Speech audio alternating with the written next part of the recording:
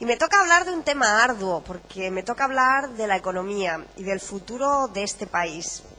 La verdad es que es duro, ¿verdad?, hablar de economía en este momento cuando cuando encendemos nuestras televisiones nos dicen que todo lo que viene es un poco asustador. Y si hay algo que nos queda claro es que la economía como la entendíamos está llegando a un momento en el que se está agotando.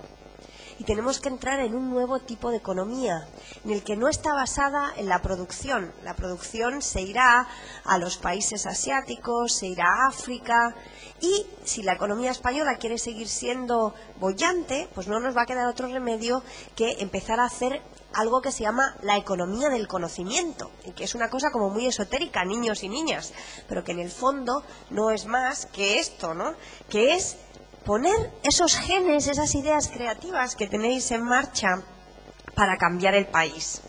Así pues, es absolutamente importante que aprendamos a respetar las cosas intangibles, las cosas que traen innovación al país, que no se pueden tocar, pero que generan riqueza.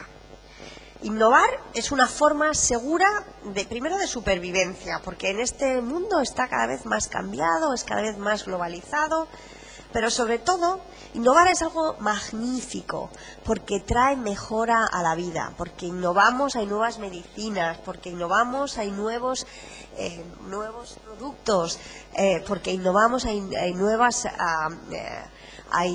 cambia el mundo la innovación. Así que es muy importante el trabajo de los investigadores, el trabajo de los creadores, el trabajo de todos aquellos que tienen que plasmar las ideas, porque sus conocimientos le van a dar un montón de valor y sobre todo porque no os equivoquéis, será vuestro trabajo del futuro para la mayor parte de vosotros. Desafortunadamente en España hay un montón de gente que todavía no se cree esto y que creen lo que decía el pirata, que tú piensas, tú innovas y yo te robo. Y eso que ahora es tú, mañana seréis vosotros. Chavales, vosotros pensaréis, vosotros innovaréis y ellos os robarán. Y es tremendamente importante. Dejadme que os cuente qué ha pasado en nuestra industria, en la del software. El 46% del software que está instalado en los ordenadores del país son piratas. Es decir, que de cada copia legal, de cada 2 paquetes que hay instalados, uno es legal, pagado, y el otro es una copia o una falsificación.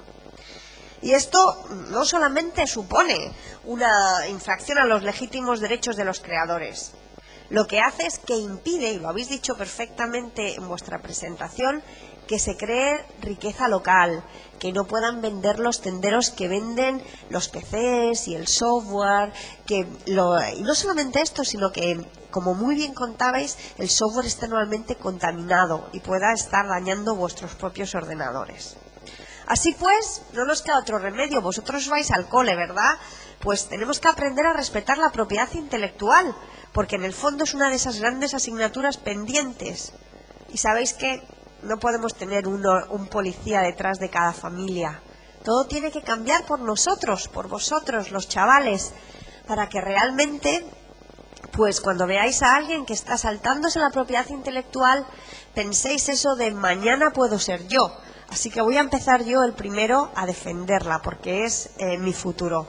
Y es por eso que nos hemos juntado pues todos, NBC Universal, Telefónica, Toshiba, Cedro y sobre todo, y muy importante, director general, pues todas las autoridades educativas de Asturias que quieren crear una comunidad autónoma mejor, una comunidad autónoma que sabe que su futuro depende precisamente de esto, de que se respete la innovación para que tengáis un futuro profesional realmente interesante.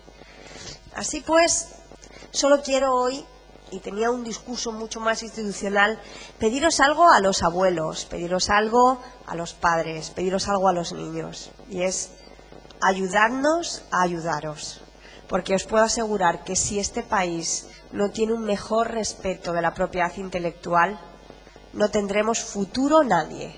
Así que como presidenta de Microsoft, pero más importante como madre de 3 hijos de vuestra edad, por favor os lo pido.